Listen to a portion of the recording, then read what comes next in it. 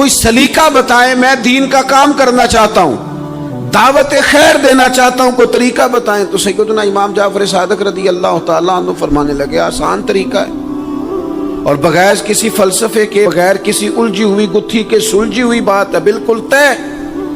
तू दीन की तबलीग करना चाहता है? उसने कहा। तो फरमाने लगे, बड़ा आसान नुस्खा है, अगर तू दीन फैलाना चाहता है, तबलीग करना चाहता है, तो तू दीन पर अमल करना शुरू कर दे। अमल के बड़े असरात होते हैं। अमल, हजरत बायज़ीद बुस्तामी फरमाया करते थे, जिसने हमारी खामोशी से कुछ नहीं सीखा वो हमारी तकरीर से क्या सीखेगा।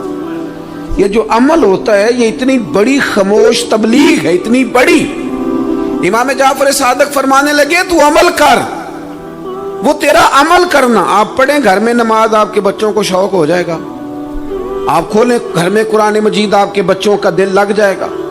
आप बैठे तस्बीह लेके कि आज मैंने आधा घंटा महबूब की बारगाह में दुरूद व सलाम अर्ज करना है, बच्चों की तबीयत लग जाएगी। अमल जो होता है उसका फैज बटता है, नेकी में आगे बढ़ने की जद्दोजहद, कोशिश करना कि मैं जरा खैर के काम में आगे निकलूं।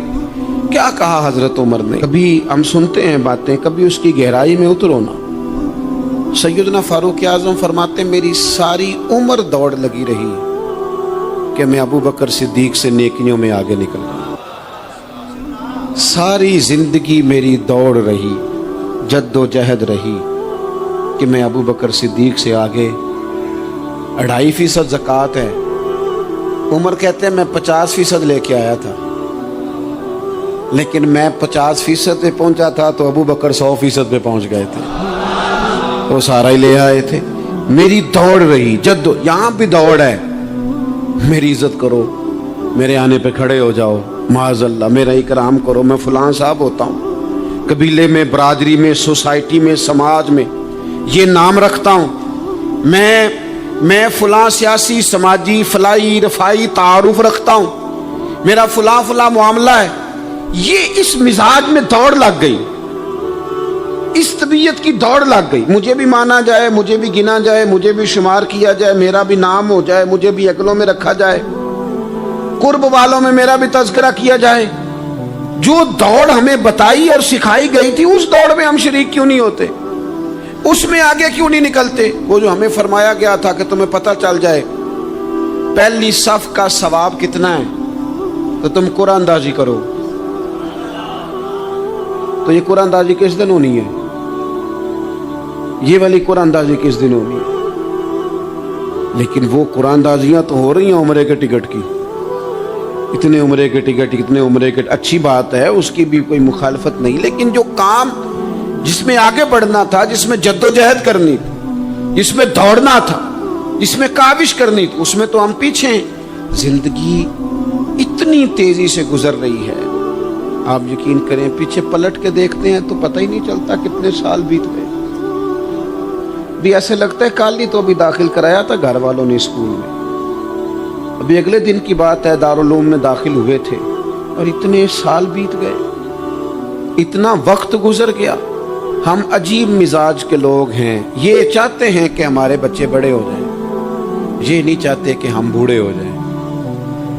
देखें, अगर बच्चे बड़े होंगे तो लाजमी नतीजा है कि उनके बड़े, लेकिन हम दोनों बातों में अपना मिजाज रखते हैं। बच्चे भी बड़े चाहिए हमें और हम खुद भी अपने आप को बूढ़ा तस्लीम करने को तैयार।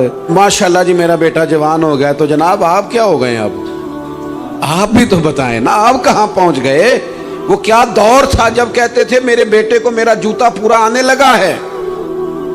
जैसे जैसे बच्चे बड़े होते थे, वालिदैन के लहजे में ठहराव आता था, उनकी 5 नमाजों के साथ तहज्जुद भी शुरू होती थी, इशराक और चाश्त भी शुरू होती थी। वो चाहते थे कि हमारे बच्चे हमें ज़्यादा से ज़्यादा खैर करता देखें। वो अपने लफ्ज़ों पर, जुमलों पर, ज़ुबानों पर, अंदाज पर कंट्रोल करते थे। मियाँ बीवी एक दूसरे से कहते थे अब लड़ना नहीं है, बच्चे असर कबूल करते हैं, बड़े हो गए, अब हमें माहौल और तरह का बनाना है। कब आगे निकलेंगे नेकियों में? कब हम जद्दोजहद करेंगे?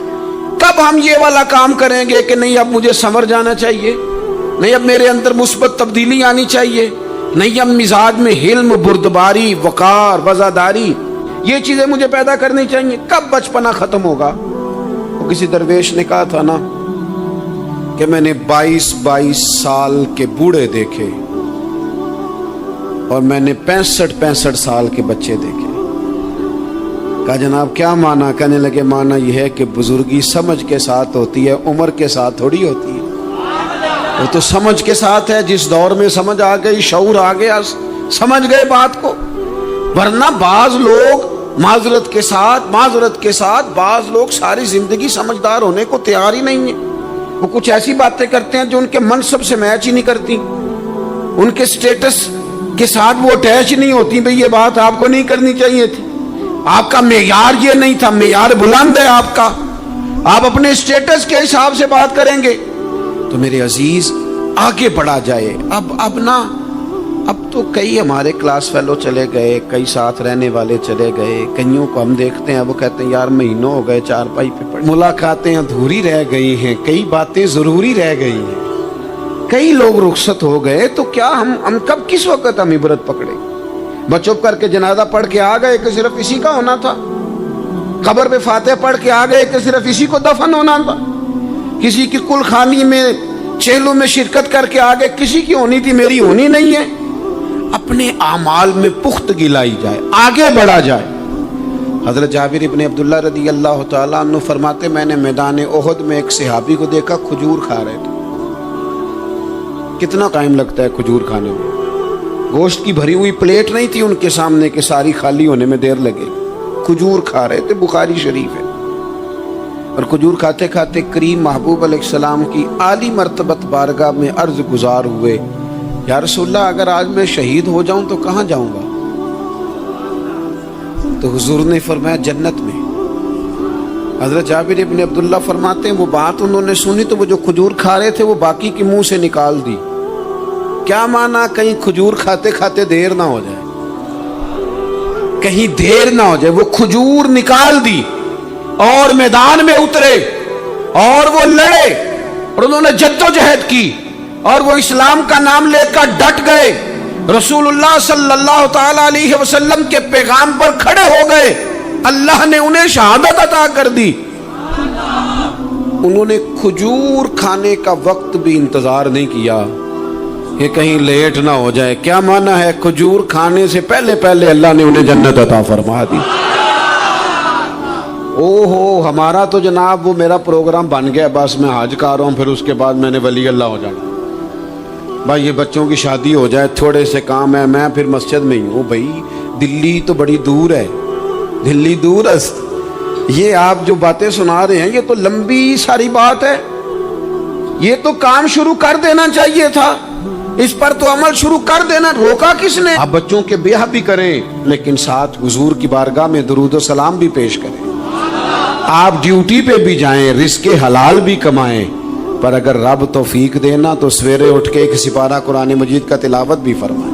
اپنے آپ کو آراستہ پیراستہ کریں، نیکیوں کے ساتھ جد و جہد کریں.